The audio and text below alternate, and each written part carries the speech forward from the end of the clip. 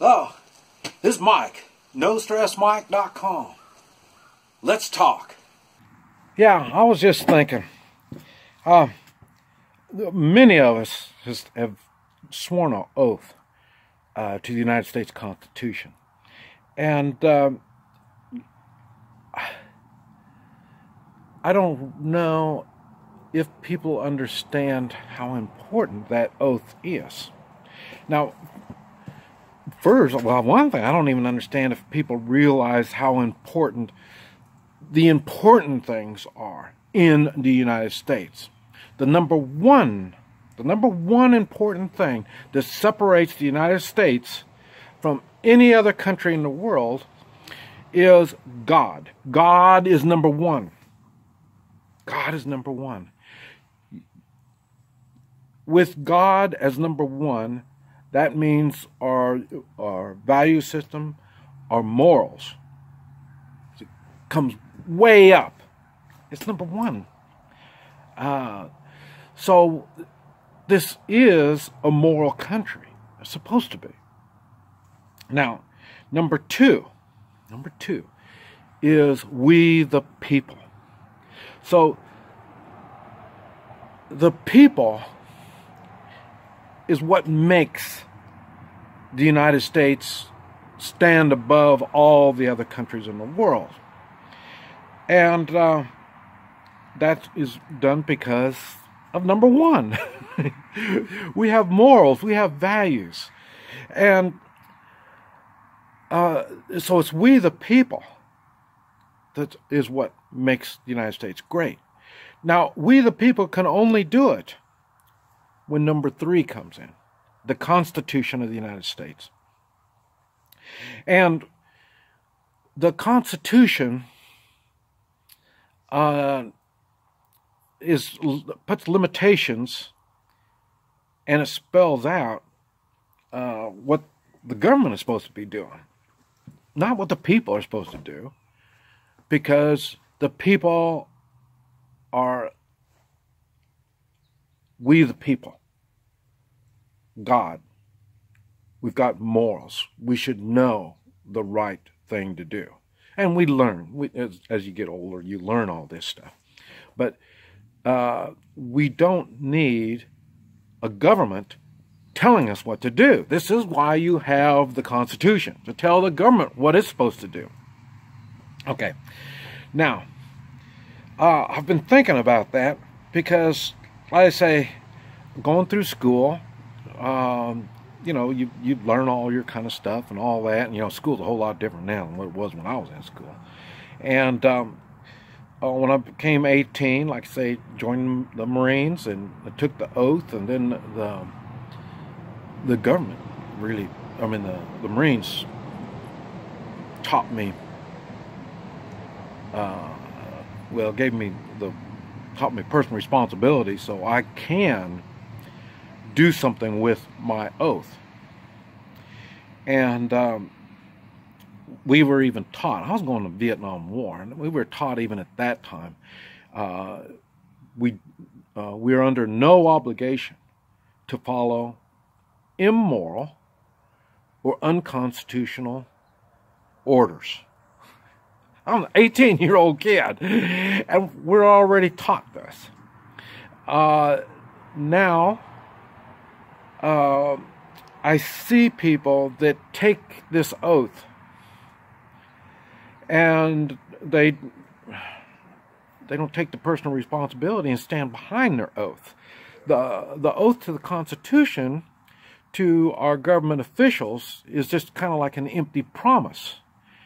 And I've been thinking about that, and I've been thinking they don't have to, there's no consequences when they don't follow their oath. And now that is wrong.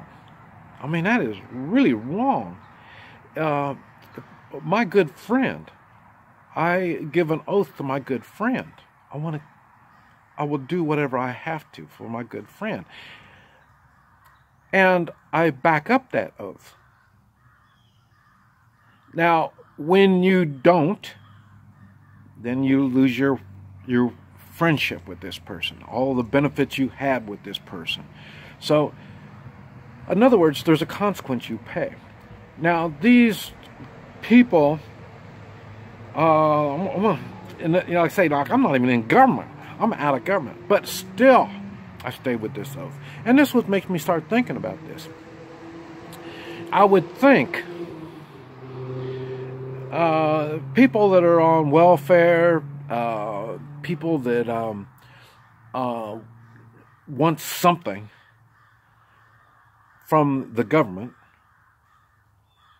we the people, yeah. I'm thinking maybe they ought to have some kind of an oath to this government. You know, I mean, it used to be, just being an American citizen was enough. But, now I've looked around, and being an American citizen is not enough to be a true American. And like I say, there's a lot of born Americans that they hate America the way it is. They hate the richness. They hate the goodness of the United States.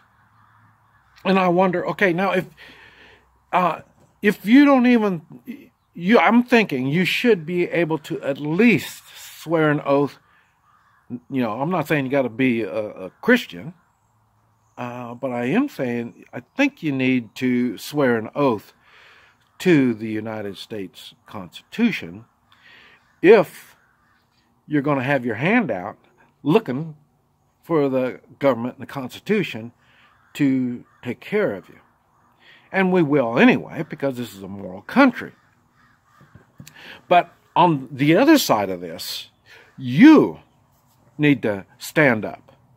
And if I go to foreign countries all the time. Now, I don't go to foreign countries and stick my hand out and say, hey, give me this, give me that. You know what I mean? I don't. But then again, I don't swear an oath to that country. And I won't. That's why I'm not taking things from that country. Okay, now if that's the case, if you can't swear an oath and then stick your hand out, that's one thing. But then again, if you're a politician and you swear an oath and you don't do what the Constitution spells out for you to do, which is a nice, easy one that everybody should be able to follow along with, is protect our borders, protect we the people. And if they can't do that, I think that's a problem. Now, not only, I'm thinking about this really hard, and not only it's elected officials, but to take a government job, I would think you need to swear to the Constitution of the United States. Now, and because the thing is, you have to understand you're working for the government. The government works for we the people. And you need to understand your place. And it's not like that. That for some reason they want to do more control. That's taking away our liberties, our freedoms, restricting of all this stuff. And we haven't done anything to be restricted. So, in other words, the government officials, elected or appointed, the bureaucrats, the stuff, anybody working for the government should take this allegiance to the Constitution. Because after all, their job provides them with the retirement. They're going to, when you get old, you get Medicare and stuff like that. But I don't even know where the hell that comes from. The Constitution doesn't say anything about that. I mean, we should be able to take care of ourselves. But anyway, I don't understand how people that renege on their oath can benefit not only from the Constitution, but from we the people, and expect God to give them the okay. You know, it just doesn't work that way. So in other words, and now I'm not saying, and see, first I thought, well, maybe we need to be able to impeach these people. But now we're getting back into the politics and all the legal stuff. And we don't really want to do that. I kind of like the idea of, you know, the military tribunal type thinking. The way they do, they lay the facts on the table. A pattern of behavior. They lay that out. And that pattern of behavior shows what? Shows that you're not doing your job, your constitutional job, and so now you're out. Not only you're out, but you're not going to receive any benefits. You're not going to receive any kind of retirement, no welfare, no government, anything. And not even a driver's license. You know, I mean, I want you to lose all of your constitutional rights. Why? Because you were not doing your constitutional obligation. And I don't find this too much to ask for. I'm expecting people to do their job. And if you can't do your job, get out. Because you're going to start giving a pattern of behavior. And we're not even talking about treasonous stuff. I mean, I'm talking about just doing unconstitutional acts. So, I think there's things that can be done. And these people need to be held accountable. This is Mike. NoStressMike.com.